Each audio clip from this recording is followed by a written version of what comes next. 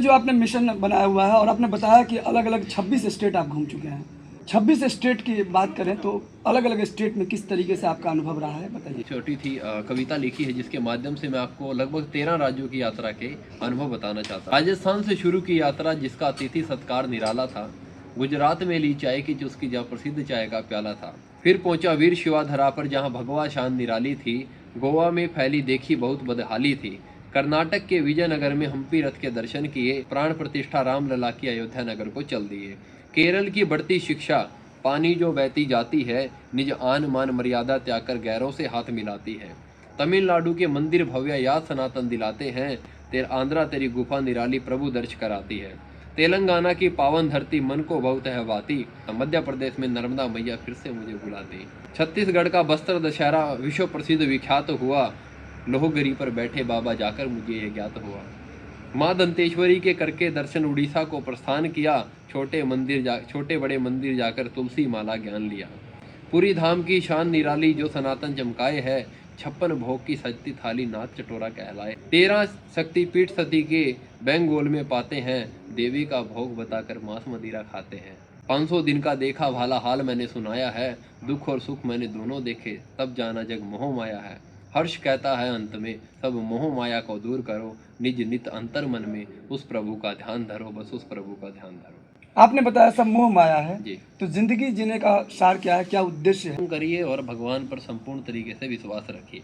जिस भी भगवान को, जिस भी देवता को आप मानते हैं उसके ऊपर संपूर्ण विश्वास रखिए और उसके बाद अपना जो भी आपका कर्म है वो करिए ईमानदारी से। शास्त्र पढ़िए, जो हमारे श्रीमद् भगवद गीता में पूरा जीवन जीने का सार बताया गया है। कैसे मोह माया आपके ऊपर अटैक करती है, उससे कैसे बचना है, सब कुछ उसमें बताया जाता है। मैं कुछ श्रीमद् भगवद गीता पढ़ता हूँ और लोगों को भगवद गीता बांटता हूँ। गौ माता, राष्ट्र माता, जय श्री राम, भारत हिंदू राष्ट्र हो, लिफ्ट प्लीज।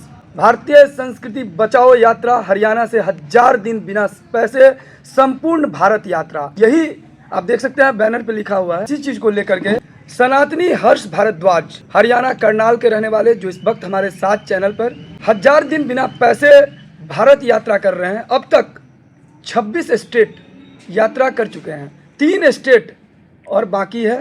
पूरा भारत यात्रा करने के दरमियान अब तक 25 स्टेट ये घूमे हैं। विशेष हम बात करेंगे सनातनी हर्ष भारद्वाज से कि यात्रा प्रारंभ कैसे हुई, क्यों हुई और इस यात्रा का क्या प्रभाव पड़ने वाला है और ये यात्रा क्यों कर रहे हैं। गौ रक्षा को लेकर के क्या इनका मिशन है, क्या विजन है। कई ऐसे मुद्दे हैं, ज्वलंत मुद्दे हैं। जब हम बात करें पूरे स्टेट का तो हम ये भी बात करेंगे कि बिहार में जब आए हैं मिथिला क्षेत्र में, तो मिथिला का संस्कृति, सभ्यता और यहाँ के चीज़ों से कैसे ये इम्पैक्ट हो रहे हैं, इनके विषय में इनका क्या सोच है। सभी जगह का अलग अलग स्टेट के बारे में बात करेंगे चर्चा सत्र में कि ये हर जगह का क्या क्या अनुभव बटोरे हैं। तो बहुत बहुत स्वागत है आपका। जी, जय श्री राम, हर हर महादेव, जय गौ माता। आपकी यात्रा प्रारंभ कैसे हुई और कब हुई? 21 अगस्त 2023 में मैंने यात्रा की शुरुआत करी थी और ये यात्रा एक मेरी आत्मा की एक आवाज़ थी और गुरु आदेश के रूप में मैंने यात्रा को शुरू किया। गुरु आदेश बोला, गुरु कौन? जी, गुरु है मेरे अमित शास्त्री जी, गुरु है मेरे। क्यों लगा ये यात्रा करना चाहिए? यात्रा के पीछे बड़ी एक कहानी है जिसके ऊपर मैं काफ़ी सालों से मंथन कर रहा था। एक छोटी सी अगर बात में बताऊं तो मुझे सारी चीज़ें, मैंने अपनी पढ़ाई और अपना जो जीवन है, मेरा परिवार, मेरे आसपास का जो क्षेत्र है, उसको मैंने ध्यान से देखा तो मुझे लगा कि मैं तो कहीं ना कहीं झूठ के समुद्र में हूँ। दाएं जाऊँ बाएं जाऊँ, किसी भी दिशा में जाऊँ, डूब कर मरना ही झूठ के क्षेत्र में। तब मैंने एक रास्ता चुना कि मैं सच को कैसे मैंने एक रास्ता चुना भारत यात्रा का। तो गुरुजी ने का आदेश हुआ तो गुरुजी ने कहा कि एक ही रास्ता है भारत को जानने का, अपने आप को जानने का। कहते हैं कि अगर अपने आप को जानना है तो भारत में एक बार यात्रा जरूर करें, क्योंकि यहाँ अकेला मैं ही नहीं हूँ यात्रा करने वाला, मेरे जैसे और युवा बहुत सारे हैं, लड़का है, लड़की हैं, बूढ़े लोग भी यात्रा कर रहे हैं। और ये यात्रा आज से नहीं, अनादि कालों से आदि गुरु शंकराचार्य ने भी यात्रा करी थी, गांधी जी ने भी यात्रा करी, स्वामी विवेकानंद ने भी यात्रा करी, राजीव दीक्षित जी ने भी यात्रा करी। आपने बताया कि यात्रा भारत यात्रा, और यही भारत देश में राम को भी काल्पनिक बताया गया था। जी। आपने बताया कि हमने ये यात्रा शुरू किया है, कैसे यकीन करें कि आप यात्रा में 1000 दिन की यात्रा, वो भी बिना पैसे का, पैदल यात्रा और लिफ्ट प्लीज कर करके लिफ्ट लेकर के जा रहे हैं। था कोई सर्टिफिकेट तो बना हुआ नहीं है, सरकार ने मुझे कोई परमिशन तो दे नहीं रखी है कि भैया आप जाए भारत में बिना पैसे से यात्रा करें, आपका सा कोई सर्टिफिकेट बना के मैंने दे दिया। क्योंकि भारत के अंदर यात्रा करने के लिए आपको कोई सरकार की परमिशन की ज़रूरत नहीं है, आप स्वतंत्र रूप से भारत को जान सकते हैं। इसी प्रकार से जब मैंने यात्रा शुरू करी थी तो मैंने उसी समय से अपना एक यूट्यूब चैनल क्रिएट कर दिया था। कौन से डेट को यात्रा शुरू किया था? मैंने 21 अगस्त 2023 में यात्रा शुरू करी थी और मैंने अपना एक यूट्यूब चैनल बना लिया था उस समय पे ही, मिस्टर भाई भाई व्लॉग्स के नाम से। आज 892 दिन की यात्रा मेरी संपन्न हुई है। कब तक टारगेट हो जाएगा आपका? लगभग अप्रैल के बीच में मेरी यात्रा संपूर्ण हो सकती है। मिथिला क्षेत्र में आए, क्या चीज़ आपको इन्फ्लुएंस कर रहा है? मुझे मिथिला के क्षेत्र में और पूरे बिहार में ही आप कह सकते हैं, पानी, वाणी और खानी, ये 3 चीज़ों ने मुझे बहुत प्रभावित किया मिथिला के क्षेत्र में। लेकिन मिथिला को मिलाकर और पूरे बिहार को मिलाकर अगर वातावरण की बात करूँ तो उसके अंदर मुझे बड़ी नाराज़गी हुई है। क्या आपको अच्छा नहीं लगा? मुझे यहाँ की व्यवस्थाएं अच्छी नहीं लगी है। कोई भी कहीं भी गुटखा थूक देता है, कहीं भी मूतने के लिए खड़ा हो जाता है, कहीं भी कोई भी पॉलीथीन लेता है उसको फेंक देता है, बिस्किट खाता है उसका पॉलीथीन भी फेंक देता है। आपने मुझसे एक प्रश्न पूछा था कि गुरुकुल में और स्कूल में की शिक्षा में क्या फ़र्क है। गुरुकुल का बच्चा कुछ भी पैकेट में कुछ भी खाएगा, अपनी जेब में रखेगा, और स्कूल का बच्चा खाएगा तो रोड पर फेंकेगा। ये साक्षात मैंने अपनी आंखों से देख रखा है। क्या लगता है आपको कि वर्तमान जो परिदृश्य है इसमें क्या विद्यालयों में वेद का और भागवत का ज्ञान बच्चों को देना चाहिए? बिल्कुल देना चाहिए। और उत्तराखंड के तो कुछ ऐसे, पूरे उत्तराखंड के अंदर तो श्रीमद् भगवत गीता के श्लोकों को शुरू भी कर दिया गया है। मैं कहता हूं कि जब मैं एक अंग्रेजी पढ़ाई करने वाला व्यक्ति, ग्रेजुएशन करके मैंने बीए करी, तो जब मेरे जीवन में अंदर इतना प्रभाव आ सकता है, इतना बदलाव आ सकता है श्रीमद् भगवत गीता से, जब मैं भगवत गीता से ऊपर वाले ग्रंथों में जाऊंगा तो मैं कहाँ पहुँच जाऊँगा। आपने गौ रक्षा की बात की, पूरे 26 स्टेट में कौन सा स्टेट लग रहा है जहाँ की सरकार को इस पर विशेष रूप से ध्यान देने की आवश्यकता है? जी, सबसे ज़्यादा जो मैंने देखा मध्य प्रदेश, जहाँ पर आज मोहन भागवत जी की सरकार है, बीजेपी की सरकार है। 1 किलोमीटर पे 100 गायें आपको साक्षात मध्य प्रदेश की धरती पर देखने को मिल जाती है। जहाँ पर बहती हुई नर्मदा मैया की कसम खाकर मैंने एक बात कही थी कि जीवन में कभी भी कहीं भी मेरे रास्ते में अगर गऊ माता अगर कोई खराब हालत में अगर हुई तो मैं उसको ठीक किए बिना वहाँ से निकलूंगा नहीं। क्या गुरुकुल परंपरा पुनर्जीवित करने की ज़रूरत है? जी बिल्कुल ज़रूरत है। गुरु परंपरा शुरू करने की ज़रूरत है, क्योंकि आज सबसे ज़्यादा हमारा बच्चा किस चीज़ में ख़राब हो रहा है। एक तो गलत दृश्य हम जो देख रहे हैं उसमें, दूसरा है नशे में। ये दोनों ऐसे टॉपिक हैं जो हमको बिल्कुल जवानी में ही ख़त्म कर देते हैं। आज आप बिहार की हालत देख लीजिए, आप पटना की हालत देख लीजिए, आप अपने खुद मिथिला की हालत देख लीजिए कि सबसे ज़्यादा युवाओं में नशा पाया जाता है। उदाहरण के लिए, बुरा भी लगेगा कुछ लोगों को, कुछ दिन पहले ही सरस्वती पूजा संपन्न हुई है। लोगों ने फिर अपने घरों में सरस्वती माता की मूर्तियाँ स्थापित की है, और स्थापित करने के साथ साथ में जैसे ही आरती हुई उन्होंने फिल्मी गाने बजाकर जुम्मे की रात है, जुम्मे की बात है, ऐसे ऐसे गाने चलाए। खुद मेडिकल कॉलेज मेरे पास में है, रात के 3-3 बजे तक मैंने गानों की आवाज़ सुनी, और रात को ही मैं कंप्लेंट करने वाला था इस कॉलेज की। वैसे इन कॉलेज वालों ने मेरे को बहुत मदद करी, लेकिन फिर भी इनकी कुछ ऐसी घटना है बच्चों की जिसके कारण मैं रात को ही कंप्लेंट करने वाला था कि किस कारणवश मैं रुकना पड़ा मुझे। और कल जैसे विसर्जन हुआ तो मैंने देखा मात्र 17 साल का एक बच्चा था, बड़े बड़े बाल किए हुए थे, मुझे नहीं लगता कोई काम धाम करता होगा, लेकिन नशे में उसके पैर एक जगह टिक नहीं रहे थे। तो ये है आज की शिक्षा पद्धति। बेरोजगारी की बात करते हैं, जैसे आपने कहा कि कहीं ना कहीं राज्य सरकार को इस पर भी पहल करने की आवश्यकता है। क्या होना चाहिए रोड मैप? ज़्यादा तो कुछ नहीं कह पाऊँगा और बेरोजगारी के बारे में, क्योंकि मैं तो खुद बेरोजगार हूँ फिलहाल में।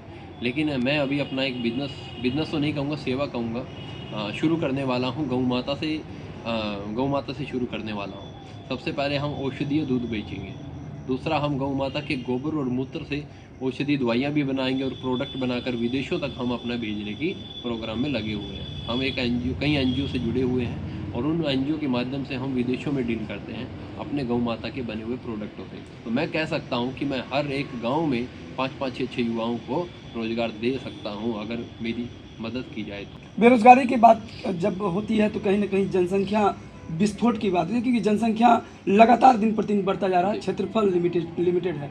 क्या कहेंगे वर्तमान सरकार को इस पर, बिहार सरकार को क्या पहल करने की आवश्यकता है? जी, बिहार के अंदर तो बड़ी दयनीय स्थिति मैं देख रहा हूँ।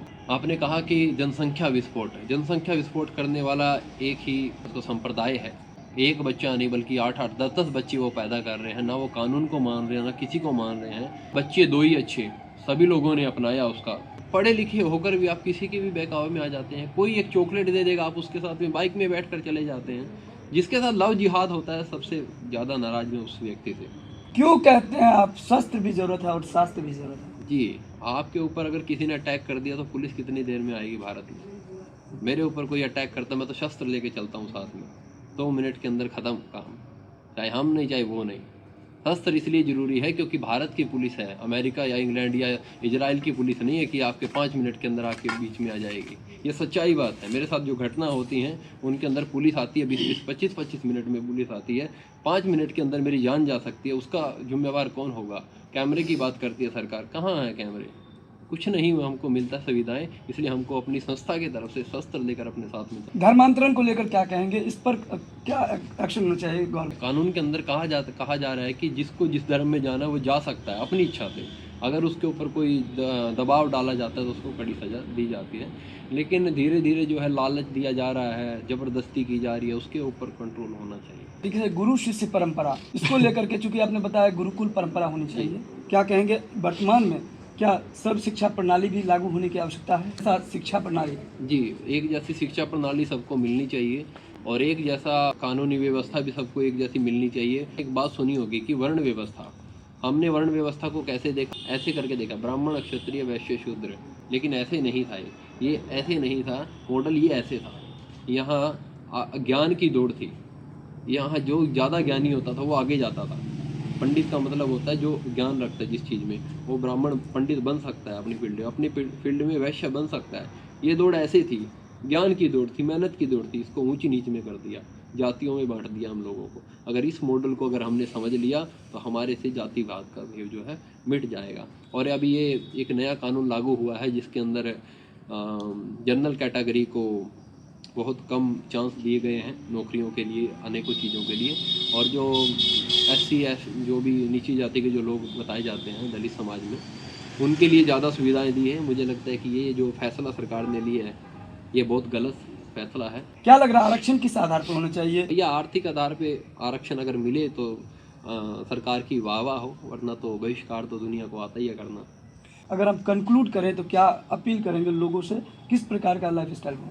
जी, मैं तो एक ही बात कहूँगा कि जब तक हम प्रकृति के साथ नहीं रहेंगे, प्रकृति की विपरीत चलेंगे, तब तक हमारा कोई लाइफ स्टाइल नहीं है। भारतीय संस्कृति बचाओ यात्रा को लेकर आपने निकला और कहते हैं मैं चला था अकेला अपने राहों पे, लोग मिलते गए और कारवां बनता गया। लेकिन शुरुआत में प्रारंभिक अगर हम सिनेरियो की बात करें तो बहुत बार ऐसा देखा गया है कि कहीं ना कहीं क्रिटिसाइज, कुछ लोग आलोचना करते हैं। तो क्या आपके पूरे यात्रा के दरमियान ये 25 स्टेट घूमने के बाद, 26 स्टेट घूमने के बाद बिहार को ले लेते हैं, तो आपको अब तक कहीं क्रिटिसाइज का भी शिकार होना पड़ा? जी, मध्य प्रदेश के अंदर मैं जब गया था तो वहाँ मैंने हवन करने की इच्छा जताई थी, तो वहीं के सनातनी लोगों ने मुझे हवन नहीं करने दिया और ना बोला कि ना तो हम शामिल होंगे ना हवन करने देंगे। फिर गौ माता की ऐसी कृपा हुई कि वहाँ के 10 समझदार लोगों ने मेरा साथ दिया और हमने एक अच्छा हवन किया। कौन से गांव की बात है? ये मध्य प्रदेश में नर्मदा सिटी पड़ती है, नर्मदापुरम सिटी है, और एक पीली करार गांव है जिसका मैंने यूट्यूब पे भी अपलोड कर दिया वीडियो। 3 स्टेट बाकी है, कौन कौन सा स्टेट? उत्तर प्रदेश, योगी जी की धरती, और पंजाब, और हमारा जन्मभूमि हरियाणा। हर स्टेट के बारे में बात किया आपने, बताया कि नीचे से रैंकिंग दे दिया बिहार को, मिथिला को, क्योंकि यहाँ का खाना और यहाँ का दूसरा आपने कहा खान पान और यहाँ का वाणी भी आपको अच्छा लगा है। 2 चीज़ अच्छा लगा है, बाकी आपने ये भी बताया कि क्या जिस पर ड्रॉबैक है, जिस पर काम करने की जरूरत है। हम बात करते हैं 26 स्टेट का, तो सबसे अच्छा रैंकिंग में कौन सा स्टेट लगा? अगर मैं संस्कृति की बात करूं, जिस टॉपिक को लेकर मैं निकला हूं, तो राजस्थान को मैं 100 में से 100 नंबर देना चाहता हूं, क्योंकि वहां अतिथि को देखकर मतलब इतने खुश हो जाते हैं लोग, बहुत बहुत ज़्यादा मतलब। और सबसे बड़ी बात, कर्नाटक में रहने वाले मारवाड़ी लोगों ने हमको अपने कर्नाटक का भोजन नहीं कराया, मारवाड़ी वाला भोजन कराया। मतलब अमेरिका में भी रहेगा ना तो वहाँ भी दाल बाटी चूरमा बना के ठोक देगा सबके सामने। अभी आपने सुना, हमारे साथ हरियाणा करनाल से आए हैं सनातनी हर्ष भारद्वाज। 1000 दिन की यात्रा पे निकले हैं और ये यात्रा बिना पैसे का यात्रा है। वर्तमान जो सरकार है कहीं ना कहीं शिक्षा में गुरुकुल पद्धति परंपरा को लाए और साथ साथ एक समान शिक्षा सबको मिले। अगर रिजर्वेशन की बात हो तो रिजर्वेशन ये किसी जाति आधार पर न हो, आर्थिक परिस्थिति पर आरक्षण मिले। और इन्होंने ये भी कहा गौ रक्षा पर विशेष रूप से फोकस्ड करें, ताकि आने वाले समय में भारत की जो सभ्यता है, भारत की जो संस्कृति है, वो पुनर्जीवित होएगी। तो इस वीडियो को ज़्यादा से ज़्यादा शेयर कीजिए और कमेंट बॉक्स में अपनी प्रतिक्रिया ज़रूर लिखिए कि क्या वास्तव में कई सारे ऐसे ज्वलंत मुद्दों पे बात हुआ, क्या है आपकी राय, किस विषय पर वास्तव में पहल करने की वर्तमान राज्य सरकार और केंद्र सरकार की आवश्यकता है, क्या वास्तव में सही पूर्ण रूप से हम आज भी आज़ाद हैं। प्रश्न आप सभी से। मधुबनी मिथिला की तमाम खबर के साथ देखते रहिए न्यूज़ टुडे मिथिला। आकाश मिश्रा।